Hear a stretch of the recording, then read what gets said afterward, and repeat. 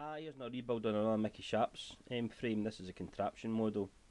I got the frame in a trade, so I've obviously thrown some hardware, cutting out some springs for it. This one I put on a set of custom coils that are slightly taller in the core length, specifically to fit the larger Sharpz frames.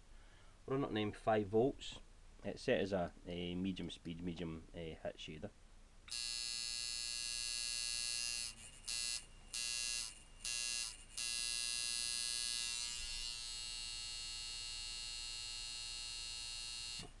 I'm only going to go up 0.3 of a volt because, as usual, these are really powerful coils from Leslie.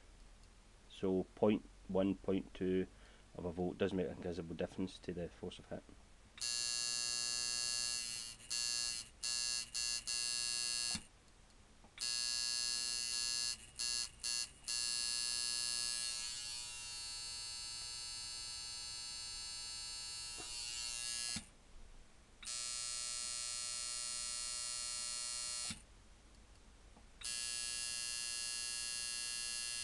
Okay, once again, thanks for watching.